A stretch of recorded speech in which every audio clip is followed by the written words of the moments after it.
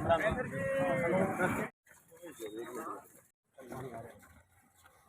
राम जी, राम राम राम। आपको बुला रहे हैं।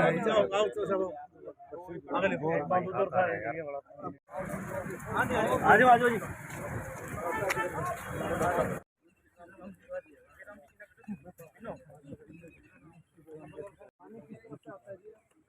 पानी का धार तो आ रहेगी जी सामने। हाँ गगर वो रहेगी जी। पीछे गगर ये झाड़ खड़े हो जी।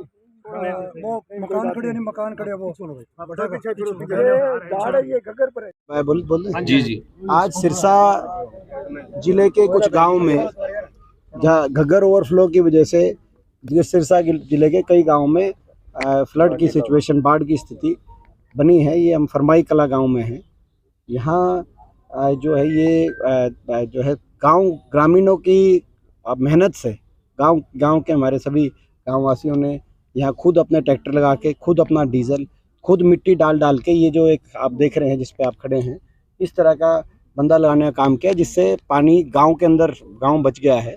लेकिन जमींदार की फसल आप देखो, हज़ारों एकड़ भूमि में जो रकबा है वो आज के दिन पानी के नीचे गया और फसल ख़राब हो गई है। कहीं ना कहीं जो ये बंदा हमारे सरकार के समय जो यहाँ पीछे शमशान है वहाँ तक बना था, लेकिन उसके आगे 9 साल से उस पर सरकार ने वहीं छोड़ दिया, आगे नहीं किया। तो ये कमी बताई जा रही है। तो ये अब हम कई गांव का दौरा करेंगे। इसके बाद प्रशासन से जो तुरंत की मांगे हैं कि भाई अभी हाल फिलहाल में जेसीबी उपलब्ध हो, मिट्टी की उपलब्धता हो, डीजल के लिए बिजली का इंतजाम किया जाए, तेल का इंतजाम किया जाए, ताकि ज़्यादा से ज़्यादा ग्रामवासियों की मदद हो सके वो अपने को बचाव में। इसकी हम डीसी साहब प्रशासन से बात करेंगे। और आने वाले समय में इस इलाके में जो यहाँ पे घग्गर के साथ साथ बंदा तो पूरा कंप्लीट भी हो, लेकिन साथ में जो सड़क बनाने की एक बात आई है, जो हमारे विधायक शीशपाल जी ने जो यहाँ पे एक बात रखी है, तो यदि आने वाले समय में हम इस समय तो उठा ही सकते हैं विपक्ष के रूप में, विधानसभा में उठाएंगे, संसद में उठाएंगे, और आने वाले समय में उस सड़क को भी हम टेकअप करेंगे।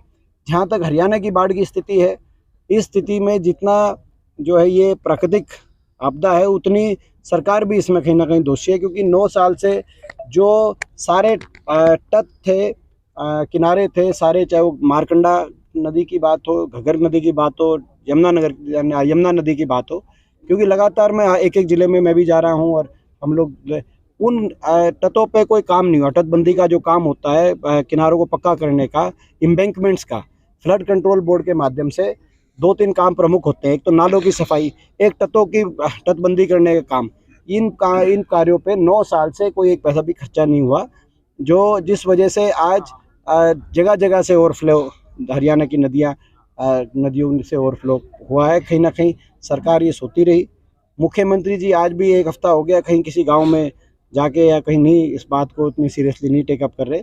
उन्होंने एक हवाई दौरा रखा, वो भी अम्बाला के एयरबेस पर उन्होंने अपना हवाई जहाज। तो मैं समझता हूँ कि सरकार धरातल पे उतरे और सरकार लोगों की मदद करने में, लोगों को मुआवजा देने में आगे आए। हमने 2-3 मांग रखी हैं, हमारे सारे विधायकों के साथ हम राज्यपाल से मिले और कांग्रेस पार्टी की तरफ से हमने मांग ये रखी है कि एक तो 40,000 का मुआवजा तुरंत डिक्लेयर हो प्रति एकड़, जहाँ जहाँ ये किसानों का जमींदार की ज़मीन जहाँ डूबी है।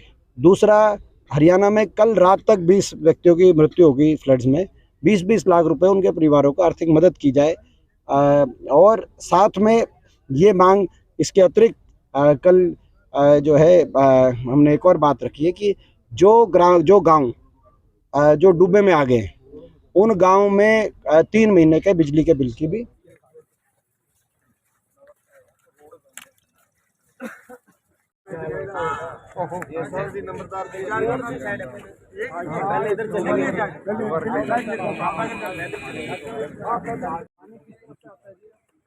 पानी का धार तो आ रहेगी जी सामने। हाँ गगर वो रहेगी जी। गगर ये झाड़ खड़े हो जी। वो मकान खड़े नहीं, मकान खड़े वो झाड़ है ये गगर पर है।